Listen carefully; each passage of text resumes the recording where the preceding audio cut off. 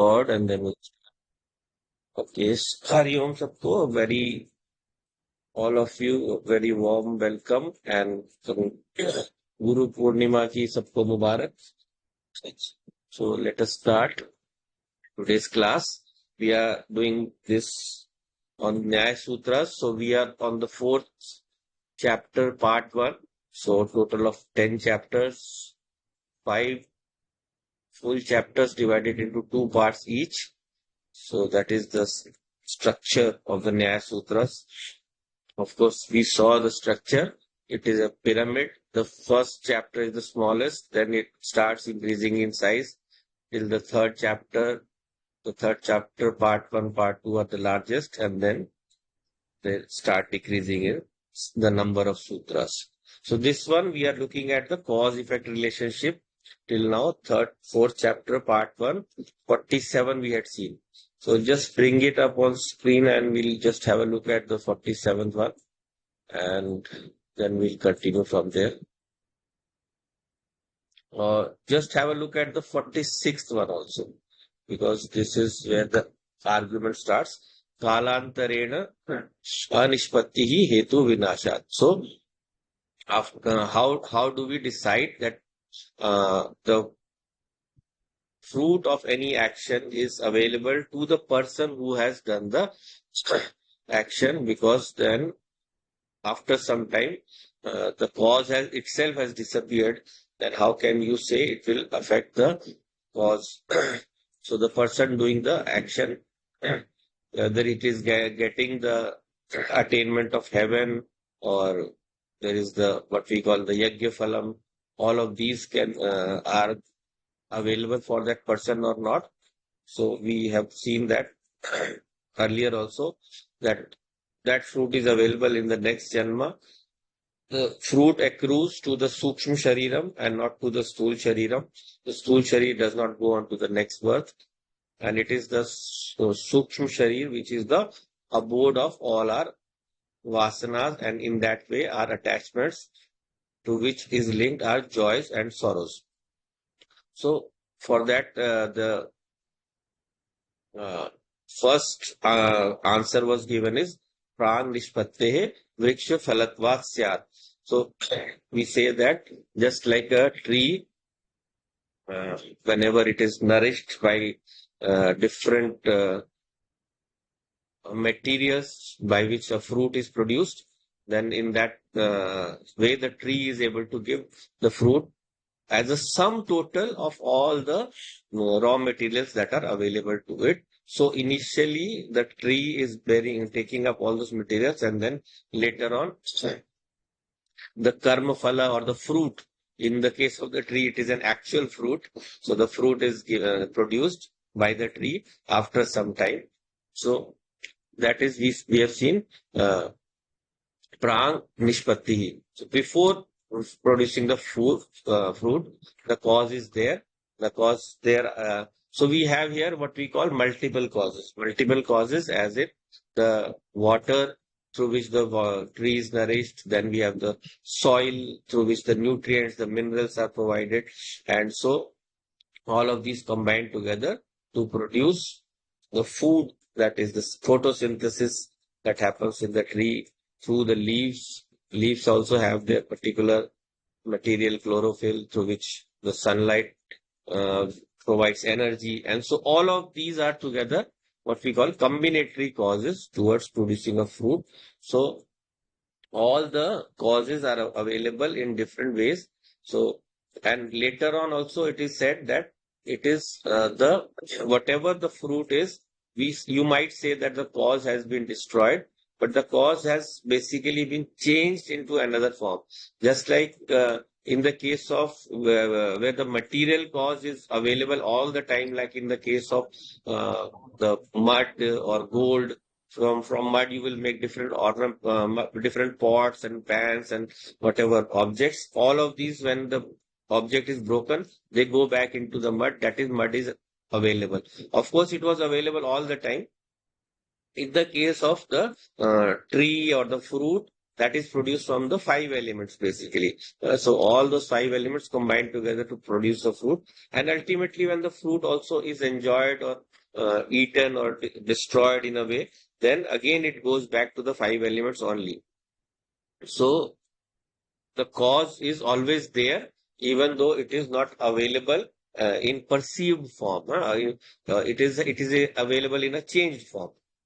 So now the next argument comes. The next argument is na sat, na asat, na sat asat, sat asat, vaidharmya. So just we learn to split this one actually, because otherwise it becomes a bit confusing. So just look at the last portion of the sutra. So it is from Sat Asato Vaidharmyat. So Sat and Asat Vaidharmyat. So existence and non-existence are opposite in nature, right? This is a very clear concept. So existence is totally opposed to non-existence. Everything that comes or everything that is visible comes from existence. Nothing can come out of non-existence. Anything that comes out from non-existent is itself non-existent, right? So even though from existence, that is sat, something mithya may be produced, that is something having a different form from the original substance. But still, even if there is a difference in the form, the substance or the material is same. So sat and asat are vaidharmya. They are opposite in nature.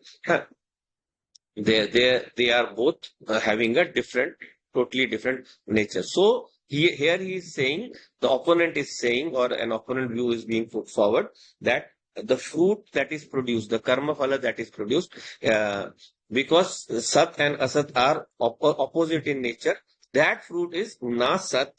Sorry, we start with na asat, because after na, you look at the first letter, na, so it is na asat. That is how it will be split. There is an a ki matra, so that will split into na asat. So due to sandhi, the ta has become na. So it will be na sat, na asat. Then the second na will go with the next sa. So na asat, na sat. Then again the next na will go to the next word, that is sat asat. So how shall we translate this? That this karma phalam is neither non-existence, na asat. It is neither existence, na sat. And it is both. It is also not both, neither existence and non-existence both. Right? So na sat, na asat, because sat and asat are vaidharmyat. So what do we understand from this? We understand that firstly, that whenever we are looking at a karma phalam, that karma phalam is available at some point in the future. That point in the future means that before the fruit was produced, at the time of it being in the causal state, there the fruit is not available. Right? There the fruit is not available. There its cause is available. So from that cause, we cannot say that the fruit is existent or till it will come into being. जब तक वो दिखने नहीं लग जाएगा, तब तक वो भोग के लिए उपलब्ध नहीं हो जाएगा. When it will not be available for consumption or enjoyment, right? So there we are saying before being produced, उत्पत्ति से पहले, before being produced, that karma phala is not sat, and it is also not asat. It is also not non-existent, because it is going to come up in the future. बाद में तो आना ही है ना? So it is not asat also, and it is also not sat asat both. Anything cannot be of both natures. So that is specified because Sat and Asat are Vaidharmyat. Sat and Asat are opposite in nature. So that means he is saying that the fruit, in actuality, you cannot even describe it, whether it is existent or non-existent or whatever way. So how do you justify the existence of this fruit? How do you say this fruit is existing?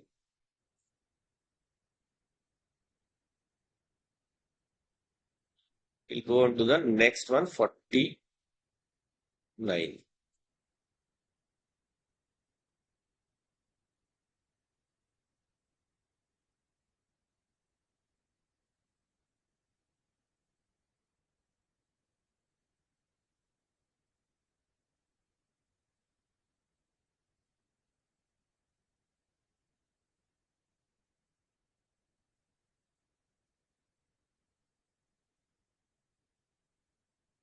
there is error with this book. I will share it in another text. Here some mistake has happened on the printing. So after 48, we are on 46. So this is actually not the 49th Sutra. It is wrong. And the 50th, this is the book I've given you also. So you will have to check at any other format available online. So before we go on to 49, I'll just share, just give me a second. I'll share another version. It is in Hindi, but you can understand from.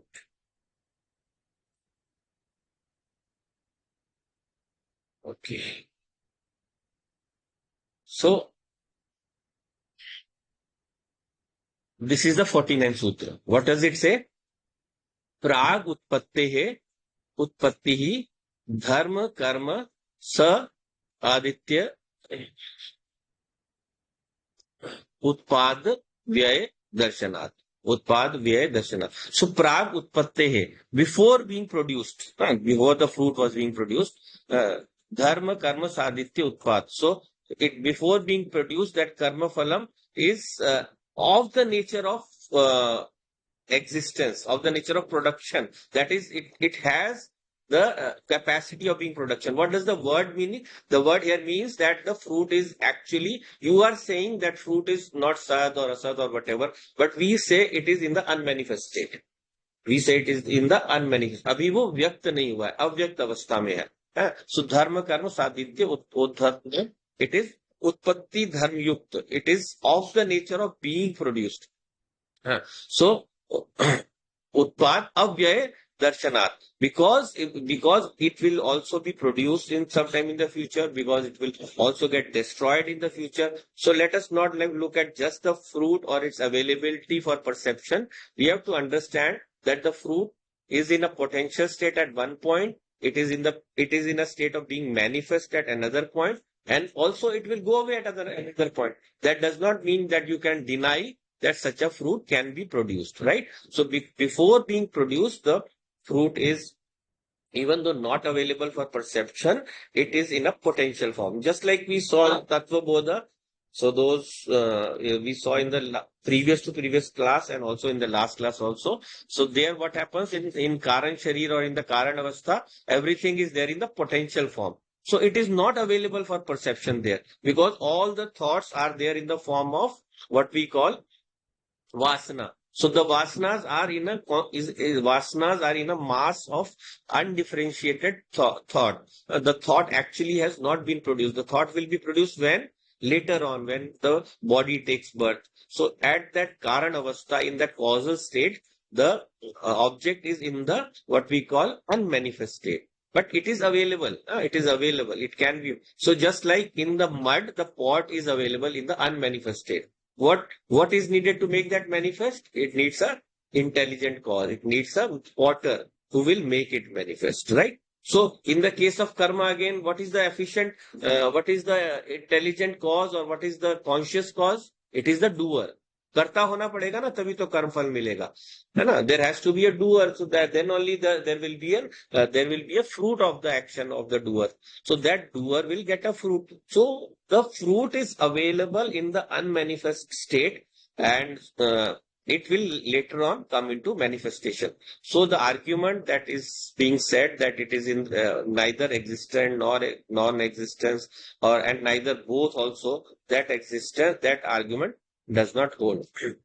Okay, so therefore we say that before being produced, even though every object is we call asat or unavailable for perception, it is available in the unmanifest state, right? And it is available in the unmanifest state.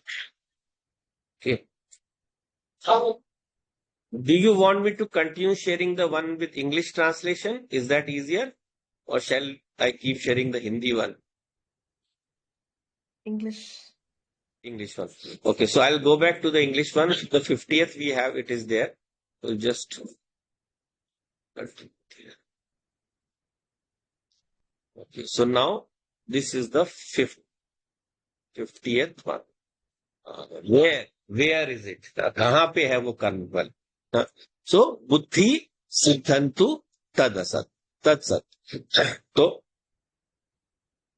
So it is non-existent, tad asat.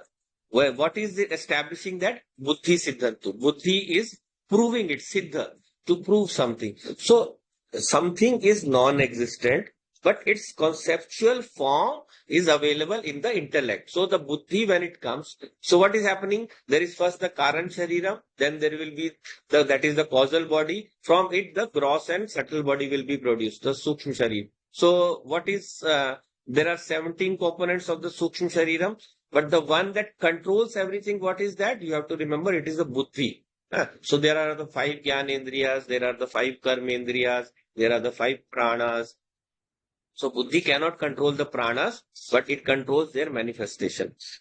And of course, there is the mind, manaha. But mind also needs is molded or controlled by the buddhi. It is within the buddhi that the concept of the whole jiva is held.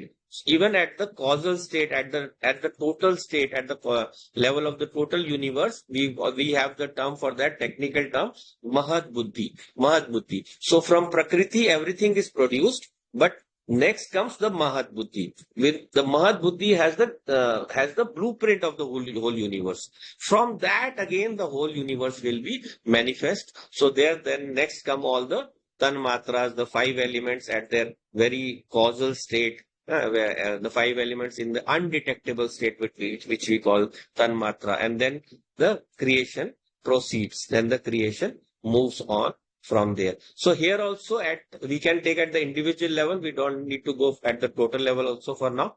But since there is a karma, that karma is being done by a karta. Without the karta, there cannot be a karma. And once there is the karta, there will be a karma. And if there is a karma, there will be a karma phala. So in the conceptual stage of the mind of the karta, in the buddhi of the karta, the fruit exists. How does it exist? In manner of a plan, in the manner of visualization. So the visualization is there in the buddhi. So for actually bringing it about, for actually making it available for consumption or enjoyment, the buddhi will do some action, right? अभी मुझे एक बहुत सुंदर घर चाहिए. I want a beautiful house. So this beautiful house, I cannot just keep in my imagination and hope that it will come about. Right? So when this house has to be achieved by me, I have to make so many plannings. I have to plan how I have to work, where I will work, how I will work, so that I can earn more and more, how I will rise up in life. I make enough money, save enough money so that I can ultimately buy the house, maybe rent it out, or maybe buy it, and also maybe take some loan on it and pay it in installments. So whatever that whole process is, my buddhi is creating, and then visualizing, and through action I am able to manifest. So that is the sequence. That is the sequence. Buddhi siddhantu tat asat. So whatever is non-existent, that non-existent fruit, that the buddhi will prove or make into, bring into manifestation. It is the buddhi which will bring it into. So then आश्रय व्यतिरेकात वृक्ष फल उत्पत्ति वत इति अहेतु. So आश्रय व्यतिरेकात. So another objection you can say sort of that there is आश्रय व्यतिरेकात. Ashray is a support, a support, support that is not being available right now for the fruit of action. So we say that yes, buddhi is there. Buddhi is having that concept of the fruit in its mind. But the ashray that is there, we have to define which is the ashray. So first of all, we have to understand what is the ashray. The ashray, first of all, is the body. The an active body has to be available. Gatishil Sharir, a body has to be available for which we have to do an action. So that ashray will ultimately, he's saying, it will go away. So how can you compare this example you are giving to the vriksha fal utpattivat hetu, to the example of the tree? So in the example of the tree, the difference is what? The difference is that in the fruit, In the case of the tree, the fruit is being produced by the tree. For that, the tree is being nourished by all the elements. And then after nourishing, that fruit is finally produced. It is available on the tree itself, right? It is available on the tree itself. Yeah. So the fruit being available on the tree itself, uh, there is one body on which that same fruit is available. But you have said earlier that there is yajna phalam, there is the phal of attaining heaven, or other fruits that come into other janmas. So there, what you are saying is that ashray is vyatireka. That ashray, the abode or the receptacle is no longer available. So what is happening? This body is not available for the uh, for any kind of result. So what will happen is, we saw the doshas in the faults that will happen when the fruit is not available to the right person. So what is that? Naighrinya dosh. So there were two kinds of doshas. So one of that is Pakshapat dosh and other is Naighrinya dosh. So it was that was used for Ishvara. So for Ishvara, they said if the right karma phalam has to go to the right person. So if it doesn't happen that way, if the right phalam goes to the wrong person, then it is what we call Pakshapat dosh. God is doing partiality. And then second one is the second one is the food root is not available to the person for whom it was meant. So that is called Naighrinya. God hates you. The Naighrinya, Krina. So that is those that cannot happen, right?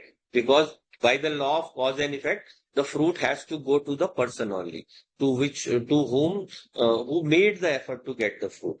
Yeah, so in the Gita also the Lord assures, whatever good actions you have done, whatever sadhana you have done, it will be available to you in the next birth. It will be available in the next birth where you will be born into a family where you can continue your sadhana. Right? So he says where you will be born into family of Brahmins if you are doing dhyana sadhana. So where you will be able to continue whatever desires you had or whatever efforts you have made. So never is a sadhana going to waste. So here that same thing is being raised, Ashray Vyatireka. This body will go away. This body will not be available in the next birth. So how can you say that this body will get the karma phalam? Your example of the vraksha phala, the tree and its fruit is wrong. The tree will of course have fruit for itself only. But in the case of the humans, the phala might take place in the next. Very simple concept. I just taken some time so that it is very clear, because we have seen this in earlier contexts also. So here we are remembering a very key concept which we are using in Nyaya. A lot of people say Vedanta is different, Nyaya is different. So in Vedanta, the soul has no gunas, but in Nyaya they are saying that soul has gunas. So what is that? We saw the reasoning for that. I'll just repeat it again. So let's first see what this sutra is saying, right? So we are on to 5.1.52. So what is, oh, sorry, 4. 4.1.52. 4.1.52. So Pritehe, the Ra will turn to Visarga. Pritehe, Atma, Ashrayatvat, Apratisheda. The hai na? So the will actually turn into ka, because there is a sandhi here. So that ta becomes the, and then you have to put the ta with a halan, a dash on the bottom. That means there is no matra with that. So that matra, the a will go to pratished. So apratished, right? So pritehe atma ashrayatvat apratished. So we cannot deny. We cannot deny this objection. We cannot deny what has been said earlier. The objection that you are raising is wrong, because priti or joy, happiness is where does it reside? Pritehe Atma Ashrayatvad. It resides in the Atma, right? So we have to remember clearly what Atma we are talking about. In Nyaya, the Atma here is the Jivatma, and that includes the whole Sukshma Shariram with it. So the Sukshma Sharir plus the Jivatma, which is the reflected consciousness gives the power, gives the energy, gives the knowing power to Sukshma Shariram. Without it, the Sukshma Sharir cannot function. Together they form an entity which we call the Jiva or the Jivatma. So that Jivatma includes the reflected consciousness. So that is the soul being said here, right? Of course, in the total soul, there cannot be any guna. In consciousness, if there were any guna, then it would become restricted, it would become limited, and it would be able to be perceived, right? What has gunas? The five tattvas. Five tattvas, the five Akash, Vayu, Agni, they all have gunas. They have five properties. Akash has Shabda, and then so on the next ones. They have their own with increasing order. So Prithvi has all five gunas. So because they have these gunas, they are able to be available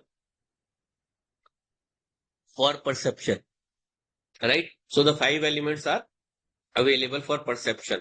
So if Atma has guna, then it will be available for perception by the Indriya. We should be seeing the Atmas running about, which is not so, right? So that guna is not there.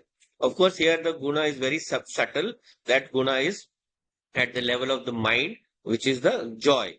So we say that the joy and sorrow, they reside within the Sukshma Shariram, or the Jivatma associated with the Sukshma Shariram.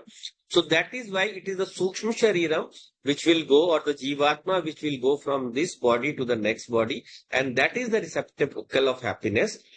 So that is why that will receive the karma phalam. So the doer, the karta is the jivatma, the sukshma shariram. It is in the sukshma sharir that we have all our vasanas. The vasanas, of course, they reside in the current shariram, but when they become available for any kind of action, that is when they turn into vritti or thoughts. The vritti or thought, that this is what I have to do. So that vritti or thought makes us do any action because of our raga dvesha, whatever attachments and aversions we have, we do something or we don't do something, right? And so because that resides in the sukshma sharira, so all the action is in a way technically being done by the sukshma sharira, even though the gross body becomes an instrument for that. So the instrument is not going to just receive the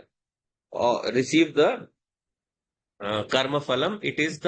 Uh, it is the part where the joy and sorrow reside. It is the jiva or the soul, or the soul plus the sukshma shariram, we can say, which is, we saw in the first chapter itself how it was defined, that the jivatma is there. So in Vedanta, of course, Vedanta has no quarrel with any of the other darshan shastras, but because it was used later on as a tool by our gurus to fight the onslaught by the Buddhists. So they decided to unify all our systems into one. So they made Vedanta the superior one and the others as inferior ones. And so a lot of other things a lot of things were said about other shastras, so that they appear lesser. Vedanta is the main. Vedanta is fighting the war with Buddhism and all other modern philosophies. Right. So in this way, a lot of things were said about others. Like if you listen to all the Vedanta gurus, maximum, all the big ones also, they will say that Nyaya says that there are 9 elements. Now you guys have studied Nyaya. Did we find 9 elements?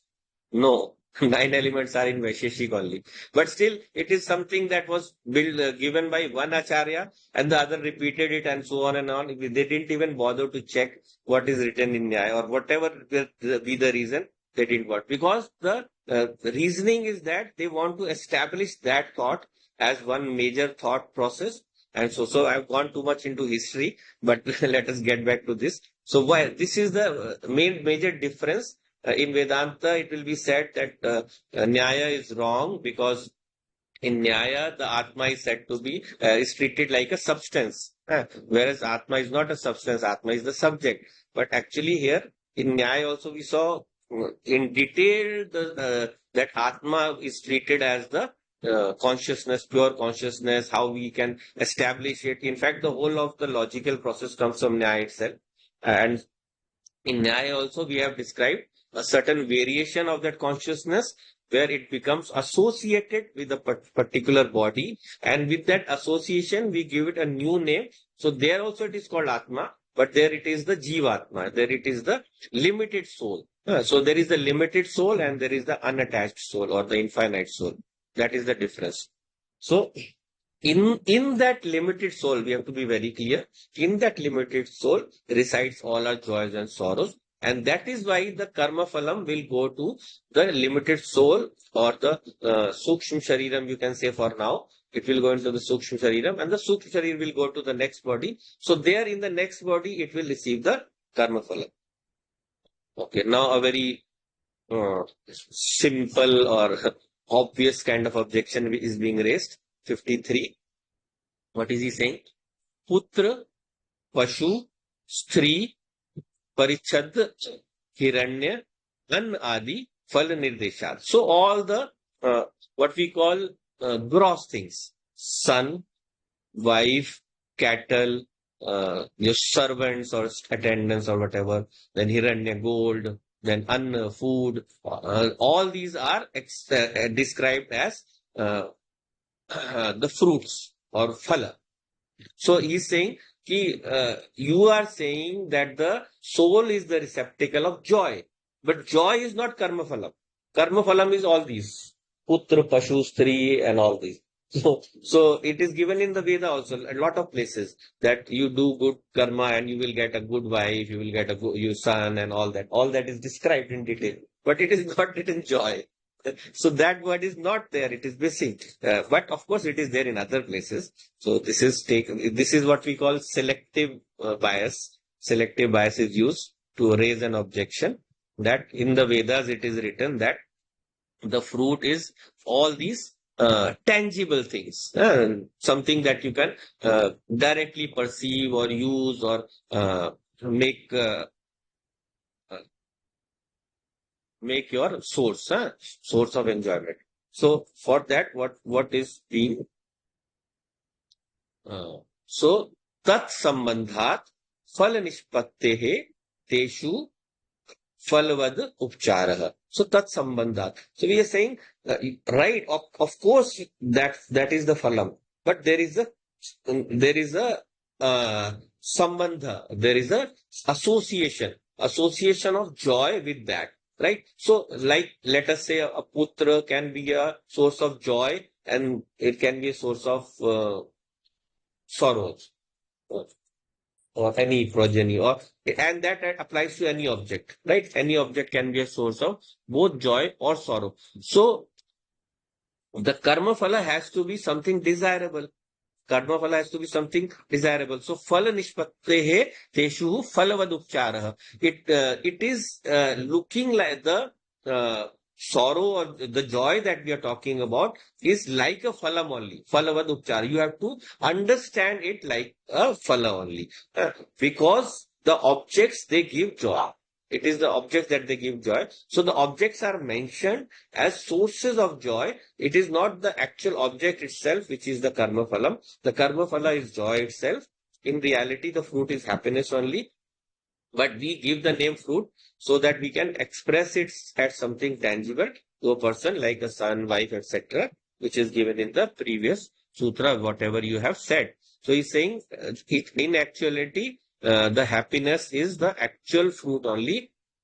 An object can also give you pain. So then it will not become a karma phalam. It is not a desired karma phalam because we never desire unhappiness.